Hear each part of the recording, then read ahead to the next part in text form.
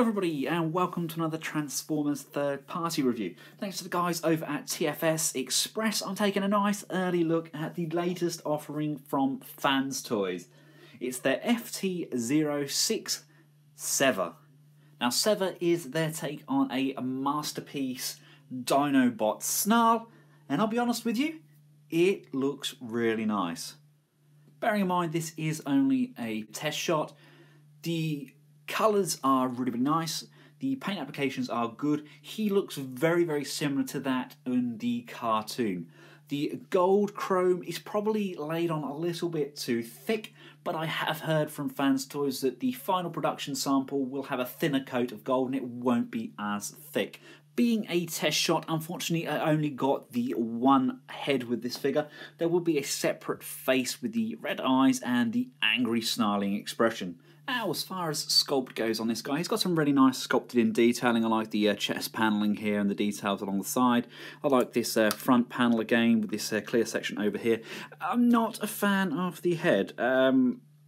It's a bit for my liking. You just got that kind of blank expression to the face. The angry face does look a lot better. I've looked at the pictures online. It does look more aggressive. It does look somewhat more G1 cartoonish, I think. It's just something about that face just doesn't quite do it for me. I do like how the blue eyes glisten though. There's a really nice kind of shine to them. Articulation on this figure is pretty good. It's kind of what we've come to expect from the Fans Toys figures. The head itself is on a double swivel, I believe that is. So you've got a slight looking down motion, really nice looking up motion, and a full 360 degree turn there. The shoulders, I'm going to take the sword out of his hand because it's going to get in the way. And if I just move this section back, because if you'll notice when you rotate this section forward, it does actually hinder the articulation on the arm. So they are on the inward and outward motion. It's pretty much similar to what we got with Scoria. And that goes all the way around. That's a really, really nice Ratchet there. You've got the upper bicep swivel. You've got a bend at the elbow, just shy of 90 degrees. But yeah, that's about as much movement as we're going to get there. The hand is on a rotation. The thumbs are articulate, as are the fingers, all individual. They don't spread, but they're pinned through the middle, but you've got more than enough articulation on those hands. Of course, we've got the groove on the inside to allow us to hold the guns and the sword. There is no chest rocker on this guy, but we do have a really nice ratchet on the waist. The legs have these folding skirts, which allows us to get that far forward. And again, a folding skirt at the back, which allows us for a really nice range of movement backwards.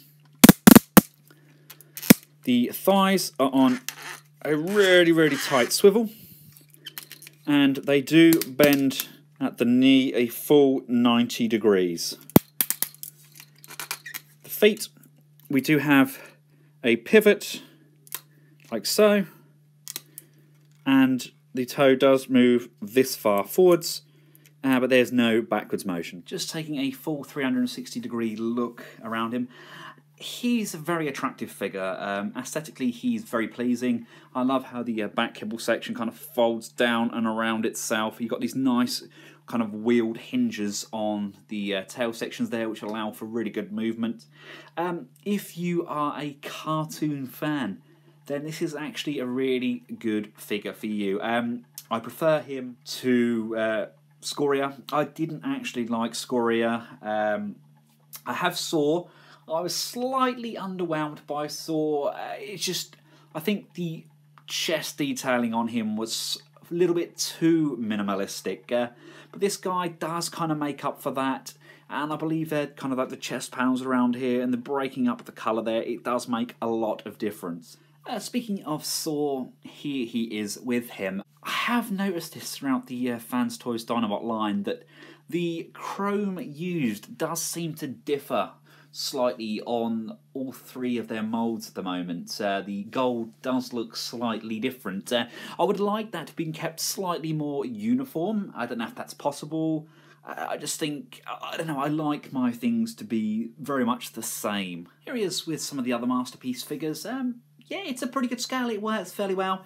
He's, in my opinion, slightly a little bit too short for the MP10. I like my big dinos, but if you have a Masterpiece display, he's going to fit inside your D12 and he is going to look good. And of course, the comparison that I was most excited to do is, of course, him compared to Gigapower's Gutter. Both figures look absolutely incredible. If you're a Snarl fan, you probably need them both. I still say that Gutter probably looks more toy-esque, very G1 toy-esque, with his appearance, and the paint applications, etc. are very similar to the toy. And Sever is very cartoon accurate. So both have huge camp followings, and I don't think you're going to go wrong if you buy either. Of course, Sever does come with a sword, very much similar to what we got with the other two figures. It does have a light function, although I don't have any batteries to hand. Still, really nice sword. It's the nice red chromed plastic with the clear translucent, and he does have a gun. I actually really do like the gun. The gun itself is probably one of the better weapons I've seen from Fans Toys. It's really nice. Love the paint application on the silver there. Again, it does light up, and it's just a nice gun. It's really nicely detailed. Nice little red highlighting there on the rear section, and a nice clear plastic on the front. Right, to get Sever transformed, we're going to start with the legs. Now, you will have to excuse me, I didn't get any instructions with this test shot, so the official transformation may differ slightly to what I do, but I'm going to start with the legs. If we just pull these out of the way, come to the inside of the leg here, just pop the head up. That's on a joint that just needs to clear this section. Just pull it up and over. That's going to clear that. This leg section here needs to come untabbed, just where the foot tab is in there. That plugs in. So you want to free up this leg section, just to move that round.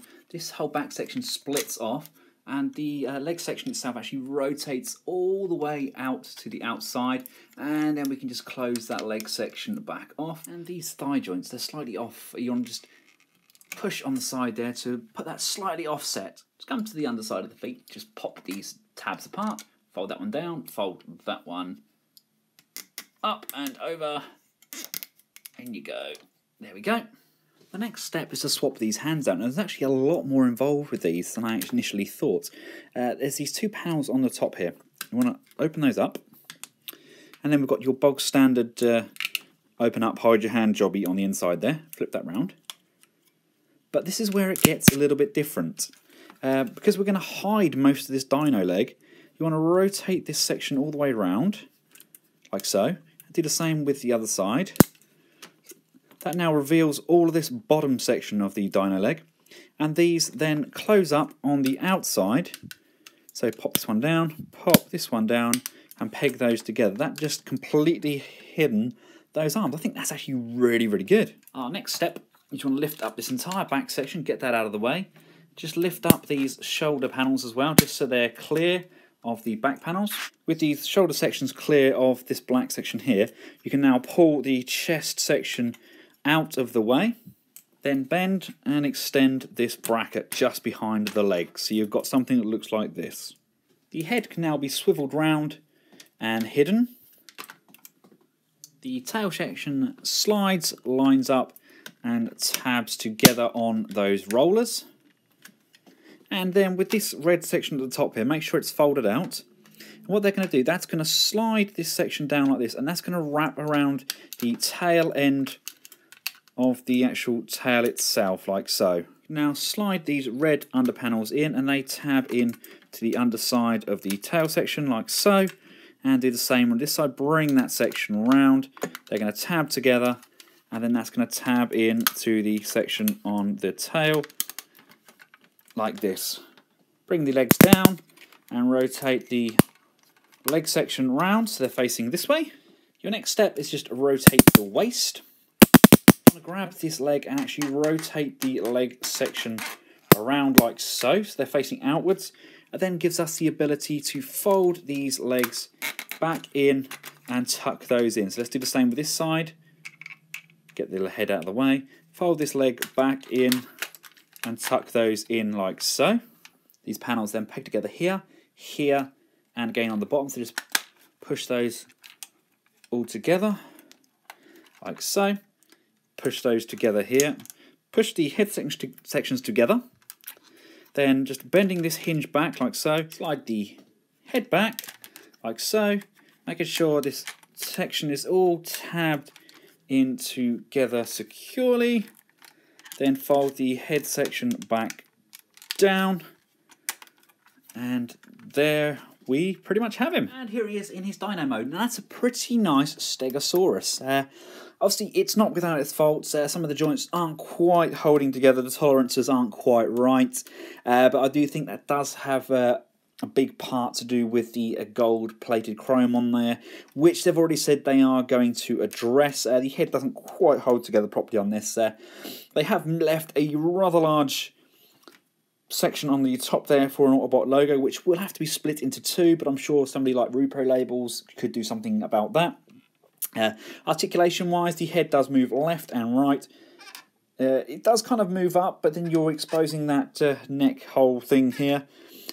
Unfortunately, if you plug that in, there is no additional upwards motion there. It does not move down. The mouth does open and close. It's on a ratchet, but again, it does have a tendency to pop apart due to the tolerance issues. The legs themselves, they go outwards and inwards. They rotate at the upper leg, like so. And they do bend forwards and back on a really, really nice ratchet. There is die cast in the feet, ahead of a pivot, but there is no additional rotation. And there is some sidewards movement as well, so you can spread his legs fairly nicely. The back legs are on a really nice joint. Of course, that was what we used for the arms. You've got that really nice, tight, heavy ratchet. You do have a swivel, but it is somewhat hindered by this new section that we used when we exposed the legs. There is a bend at the knee, a forward motion on the foot, as well as a pivot.